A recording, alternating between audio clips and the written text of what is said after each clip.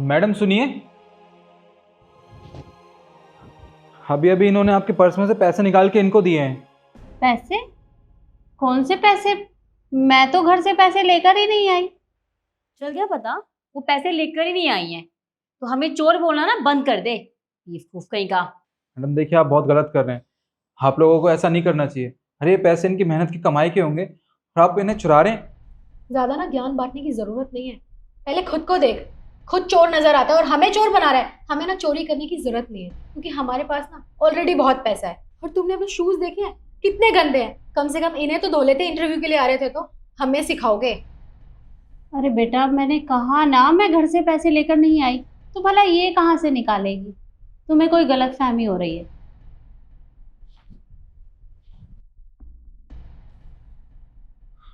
Guys, आपका interview थोड़ी देर में शुरू होने वाला है। आप तब तक तैयारी कर लीजिए। Okay sir. Excuse me, washroom किधर है? आप मुझे बता देते। मैम, आप इधर चले जाइए, वॉशरूम आपको दिख जाएगा। Thank you so much. जी।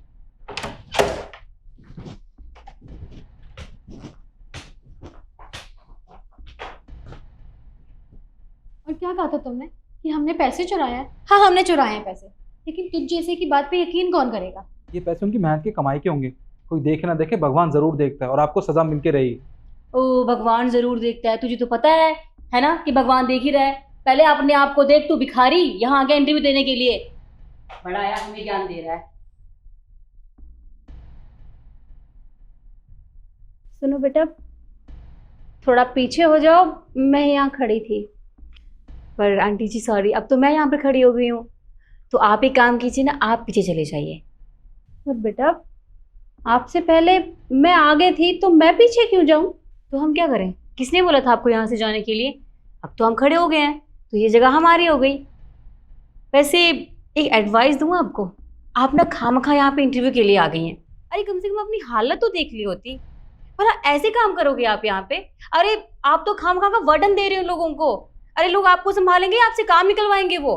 देखिए, इससे पहले लोग आपकी बेइज्जती करें, मजाक बनाए आपकी इस हालत का। आप जाइए ना यहाँ से, घर पे जाके आराम कीजिए।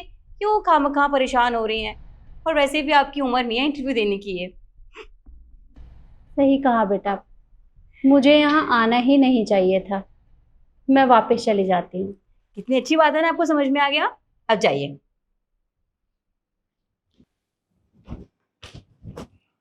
सुनिए मैम, आप कहीं मत जाइए। और वैसे भी इन लोगों का तो काम है दूसरे लोगों को डिमोटिवेट करना।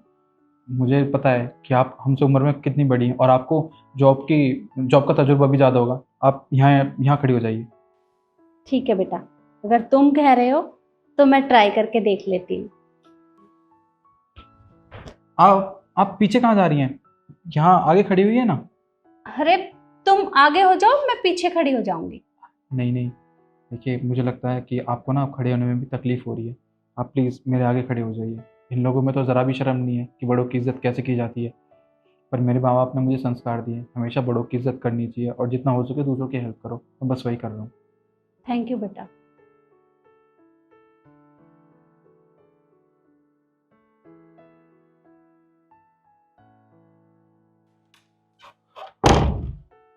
गाइस, आपका इंटरव्यू शुरू हो चुका है। आप अपनी फाइल्स मुझे दे दीजिए और यहाँ पर वेट कीजिए, आपको बुलाया जाएगा। Okay sir.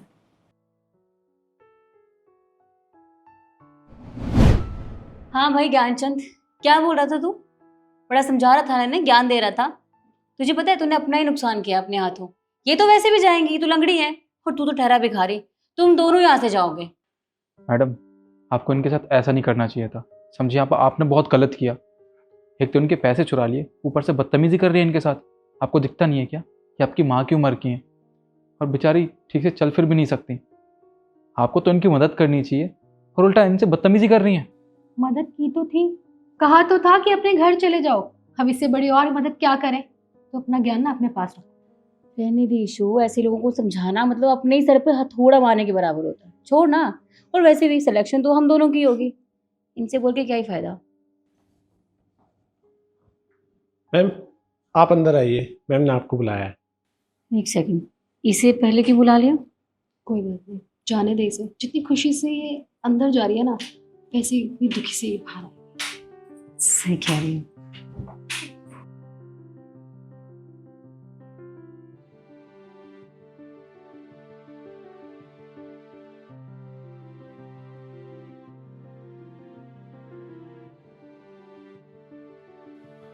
आप तीनों अंदर चले जाइए, आप तीनों का इंटरव्यू एक साथ होगा। Okay sir.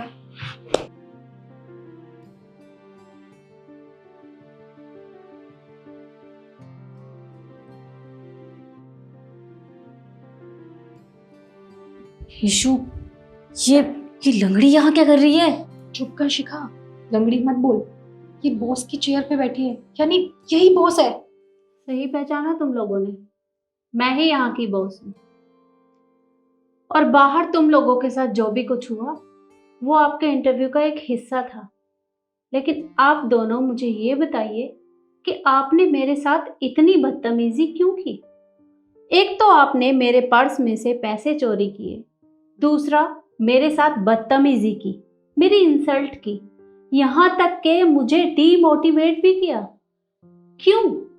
अगर आपके सामने मेरी जगह कोई और भी होता और जिसको आपकी हेल्प की जरूरत होती तो आप उसके साथ यही सब करती। ये तो बहुत गलत है। आप मुझे जानती तक नहीं थी, लेकिन फिर भी आप दोनों मेरे साथ बदतमीजी करती गई। और बाहर तो मैंने ये सब बर्दाश्त कर ली, लेकिन ये मेरा ऑफिस है और अगर यहाँ तुम दोनों ने कुछ भी किया तो मैं तुम्हें बाहर फिकवा दूंगी। तुम जैसे बदतमीज लोगों की मेरे ऑफिस में कोई जरूरत नहीं है, इसलिए निकलो यहाँ से। एक मिनट, आप दोनों कुछ भूल रहे हैं। वो जो मेरे पर्स में से पैसे चोरी किए थे उन्हें टेबल पे रख के जाइए।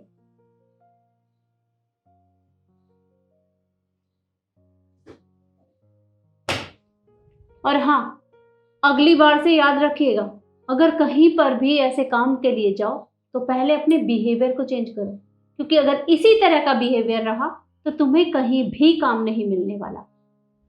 और अपनी ये फाइलें यहाँ से लेकर जाइए, क्योंकि खामखा मुझे डस्टबिन में फिकवानी पड़ेगी।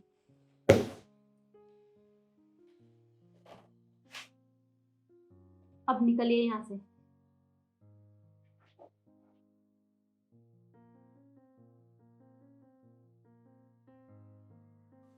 Nikhil, thank you so much. तुमने उनके सामने मेरे लिए स्टैंड लिया, यहाँ तक कि तुमने उनकी इतनी बातें सुनी। उन्होंने तुम्हें क्या कुछ नहीं कहा, तुम्हारे कपड़ों पे कमेंट किया, तुम्हारे जूतों पे कमेंट किया, और तो और क्या कुछ नहीं सुनाया, और तुम होके चुपचाप सुनते रहे। तुमने एक बार भी अपने बारे में नहीं सोचा, मेरे बारे में सोचा, मेरी हेल्प करनी चाहिए। और तुम्हारा इंटरव्यू हो चुका है, तुम कल से ऑफिस ज्वाइन कर सकते हो। Thank you so much ma'am. आपको नहीं पता मुझे इस जॉब की कितनी ज़्यादा ज़रूरत थी। और वैसे भी मैम, मैंने कोई बहुत बड़ा काम नहीं किया, ये सब तो मेरे माँ बाप के संस्कार थे और कुछ नहीं। तुम्हारे माँ बाप ने तुम्हें बहुत अच्छे संस्कार दिए हैं और तुम देखना, इन्हीं संस्कारों की वजह से तुम बहुत आगे जाओगे। Thank you ma'am. तो ठीक है, कल फिर हम ऑफिस में मिलेंगे। जी।